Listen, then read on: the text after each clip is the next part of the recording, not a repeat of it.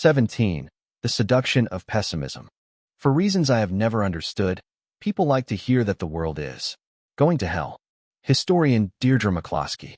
Optimism is the best bet for most people because the world tends to get better for most people most of the time. But pessimism holds a special place in our hearts. Pessimism isn't just more common than optimism. It also sounds smarter. It's intellectually captivating, and it's paid more attention than optimism, which is often viewed as being oblivious to risk. Before we go further, we should define what optimism is. Real optimists don't believe that everything will be great. That's complacency. Optimism is a belief that the odds of a good outcome are in your favor over time, even when there will be setbacks along the way. The simple idea that most people wake up in the morning trying to make things a little better and more productive than wake up looking to cause trouble is the foundation of optimism. It's not complicated. It's not guaranteed, either. It's just the most reasonable bet for most people, most of the time. The late statistician Hans Rosling put it differently. I am not an optimist. I am a very serious possibilist. Now we can discuss optimism's more compelling sibling, pessimism. December 29, 2008. The worst year for the economy in modern history is about to close. Stock markets around the world had collapsed.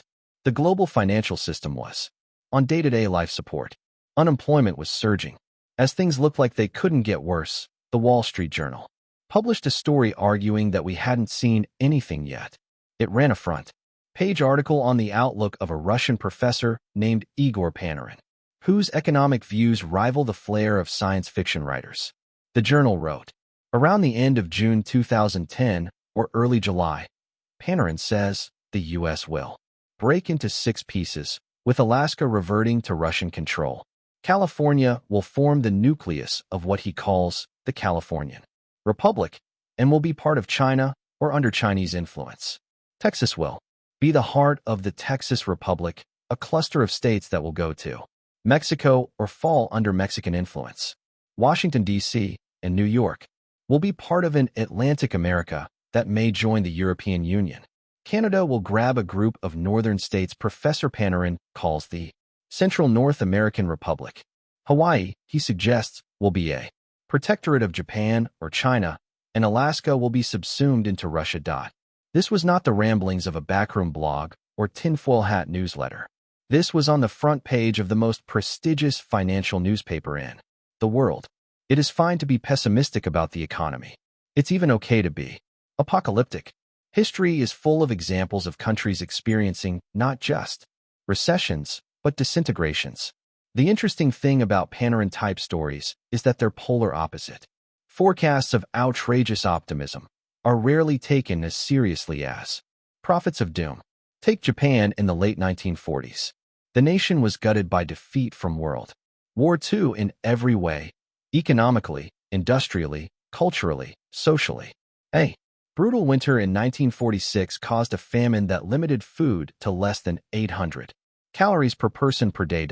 Imagine if a Japanese academic had written a newspaper article during this time that said, "Chin up, everyone. Within our lifetime, our economy will grow to almost 15 times the size it was before the end of the war. Our life expectancy will nearly double. Our stock market will produce returns like any country in history has rarely seen.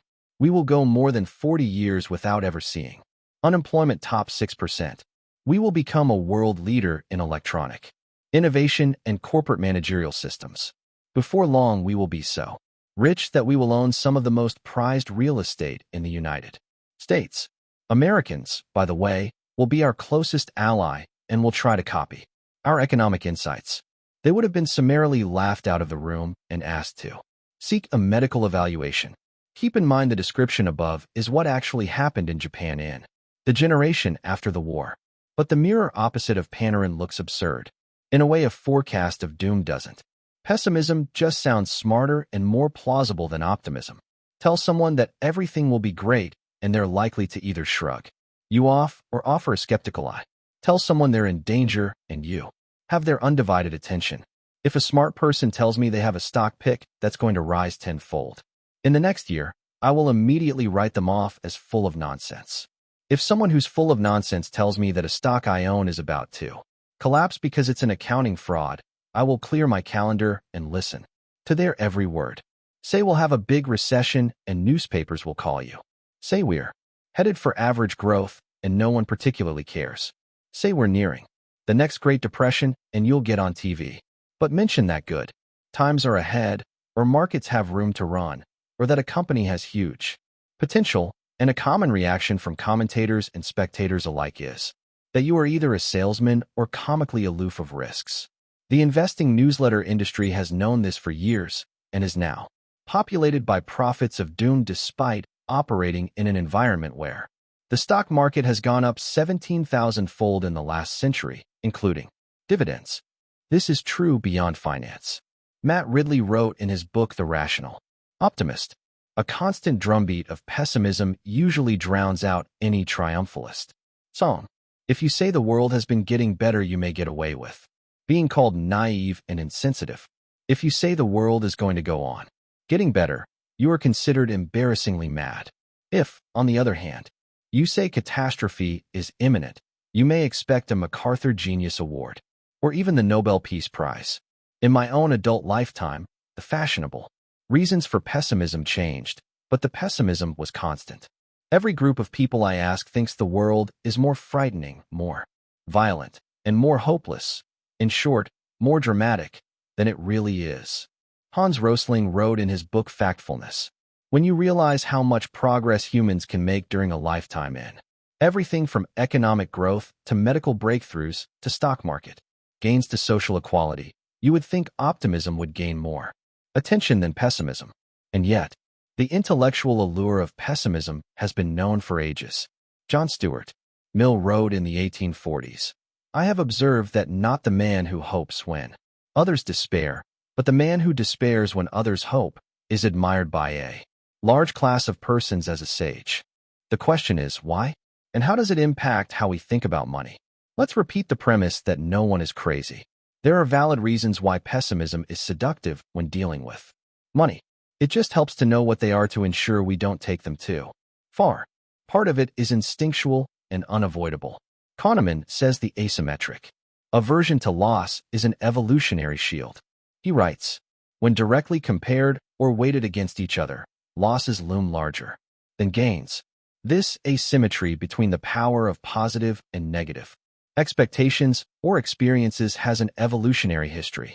Organisms that treat threats as more urgent than opportunities have a better chance to survive and reproduce.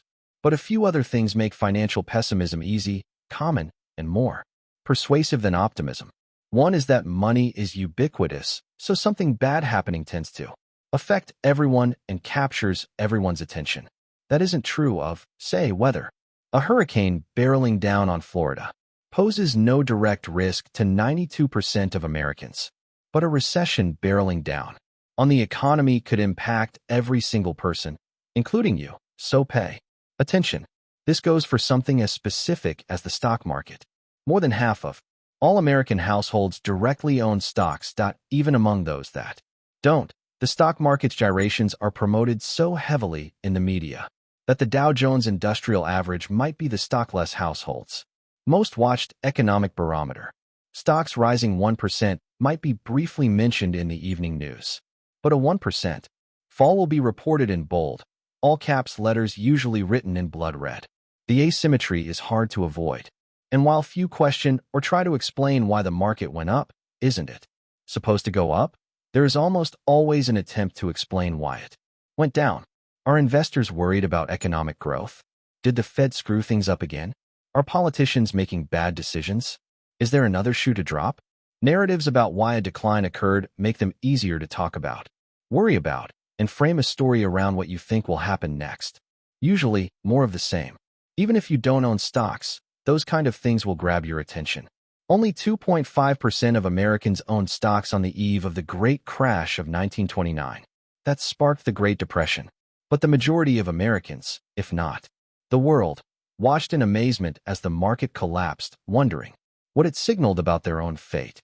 This was true whether you were a lawyer or a farmer or a car mechanic. Historian Eric Rauchway writes, this fall in value immediately afflicted only a few Americans. But so Closely had the others watched the market and regarded it as an index of their fates that they suddenly stopped much of their economic activity. As the economist Joseph Schumpeter later wrote, people felt that the ground under their feet was giving way. There are two topics that will affect your life whether you are interested in them or not: money and health. While health issues tend to be individual, money issues are more systemic. In a connected system where one person's decisions can affect everyone else, it's understandable why financial risks gain a spotlight and capture attention in a way few other topics can. Another is that pessimists often extrapolate present trends without accounting for how markets adapt. In 2008, environmentalist Lester Brown wrote, by 2030 China would need 98 million barrels of oil a day. The world is currently producing 85 million barrels a day and may never produce much more than that. There go the world's oil reserves. He's right. The world would run out of oil in that scenario. But that's not how markets work. There is an iron law in economics: extremely good and extremely bad. Circumstances rarely stay that way for long because supply and demand adapt in hard-to-predict ways. Consider what happened to oil immediately after Brown's prediction. Oil prices surged in 2008 as growing global demand, much of it from China, crept up to potential output. A barrel of oil sold for $20 in 2001 and $138 by 2008. The new price meant drilling oil was like pulling gold out of the ground. The incentives for oil producers changed dramatically. Hard to tap oil. Supplies that weren't worth the fight at $20 a barrel, the cost of drilling, didn't offset the price you could sell it for, became the bonanza of a lifetime now that you could sell a barrel for $138. That sparked a surge of new fracking and horizontal drilling technologies. The Earth has had roughly the same amount of oil reserves for all of human history, and we've known where the big oil deposits are for some time. What changes is the technology we have that lets us economically pull the stuff out of the ground. Oil historian Daniel Yergin writes, 86% of oil reserves in the United States are the result not of what is estimated at time of discovery, but of the revisions that come when our technology improves. That's what happened as fracking took off in 2008. In the United States alone, oil production went from roughly 5 million barrels per day in 2008 to 13 million by 2019. Superscript 1 world oil production is now over 100 million barrels per day, some 20% above what Brown assumed was the high mark. To a pessimist extrapolating oil trends in 2008, of course things looked bad. To a realist who understood that necessity is the mother of all invention, it was far less scary. Assuming that something ugly will stay ugly is an easy forecast to make, and it's persuasive because it doesn't require imagining the world changing. But problems correct and people adapt. Threats incentivize. Solutions in equal magnitude. That's a common plot of economic history that is too easily forgotten by pessimists who forecast in straight lines. A third is that progress happens too slowly to notice, but setbacks happen too quickly to ignore. There are lots of overnight tragedies. There are rarely overnight miracles. On January 5, 1889, the Detroit Free Press pushed back against the long-held dream that man could one day fly like a bird. Airplanes, the paper wrote, appear impossible. The smallest possible weight of a flying machine, with the necessary fuel and engineer, could not be less than 300 or 400 pounds, but there is a low limit of weight, certainly not much beyond 50 pounds, beyond which it is impossible for an animal to fly. Nature has reached this limit, and with her utmost effort has failed to pass it. 6 months later, Orville Wright dropped out of high school to help his brother, Wilbur, tinker in their backyard shed to build a printing press. It was the brothers' first joint invention. It would not be their last. If you had to make a list of the most important inventions of the 20th century, the airplane would be at least top 5, if not number 1. The airplane changed everything. It started world wars. It ended world wars. It connected the world, bridging gaps between cities and rural communities, oceans and countries. But the story of the Wright brothers' quest to build the first plane has a fascinating twist. After they conquered flight, no one seemed to notice. Nobody seemed to care. In his 1952 book on American history, Frederick Lewis Allen wrote, Several years went by before the public grasped what the rights were doing. People were so convinced that flying was impossible that most of those who saw them flying about Dayton, Ohio, in 1905 decided that what they had seen must be some trick without significance, somewhat as most people today would regard a demonstration of, say, telepathy. It was not. Until May 1908, nearly 4.5 years after the Wrights' first flight, that experienced reporters were sent to observe what they were doing.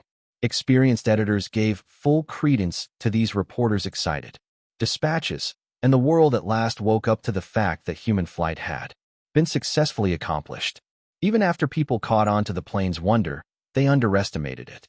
For years, first it was seen mainly as a military weapon, then a rich person's toy, then, perhaps, used to transport a few people. The Washington Post wrote in 1909, "There will never be such a thing as commercial aerial freighters. Freight will continue to drag its slow weight across the patient earth." The first cargo plane took off 5 months later. Now compare that slow, years-long awakening to becoming optimistic about the airplane to how quickly people pay attention to drivers of pessimism, like a corporate bankruptcy, or a major war, or a plane crash. Some of the first mentions of the Wrights plane came in 1908 when an Army lieutenant named Thomas Selfridge was killed during a demonstration flight. That's superscript 2. Growth is driven by compounding, which always takes time. Destruction is driven by single points of failure, which can happen in seconds, and loss of confidence, which can happen in an instant. It's easier to create a narrative around pessimism because the story pieces tend to be fresher and more recent. Optimistic narratives require looking at a long stretch of history and developments, which people tend to forget and take more effort to piece together. Consider the progress of medicine. Looking at the last year will do you little good. Any single decade won't do much better. But looking at the last 50 years will show something extraordinary. For example, the age-adjusted death rate per capita from heart disease has declined more than 70% since 1965. According to the National Institute of Health, that's superscript 3, a 70% decline in heart disease death is enough to save something like 500,000 American lives per year. Picture the population of Atlanta saved every year. But since that progress happens so slowly, it captures less attention than quick, sudden losses like terrorism, plane crashes, or natural disasters. We could have a Hurricane Katrina 5 times a week, every week. Imagine how much attention that would receive, and it would not offset the number of annual lives saved by the decline in heart disease in the last 50 years. This same thing applies to business, where it takes years to realize how important a product or company is, but failures can happen overnight. And in stock markets, where a 40% decline that takes place in 6 months will draw congressional investigations, but a 140% gain that takes place over 6 years can go virtually unnoticed. And in careers, where reputations take a lifetime to build and a single email to destroy, the short sting of pessimism prevails while the powerful pull of optimism goes unnoticed. This underscores an important point made previously in this book. In investing, you must identify the price of success, volatility, and loss amid the long backdrop of growth, and be willing to pay it. In 2000, the New York Times interviewed Stephen Hawking, the scientist, whose incurable motor neuron disease left him paralyzed and unable to talk. At age 21, through his computer, Hawking told the interviewer how excited he was to sell books to lay people. "Are you always this cheerful?" the Times asked. "My expectations were reduced to 0 when I was 21. Everything since then has been a bonus," he replied. Expecting things to be great means a best-case scenario that feels flat. Pessimism reduces expectations, narrowing the gap between possible outcomes and outcomes you feel great about. Maybe that's why it's so seductive. Expecting things to be bad is the best way to be pleasantly surprised when they're not, which, ironically, is something to be optimistic about. Now, a short story about stories.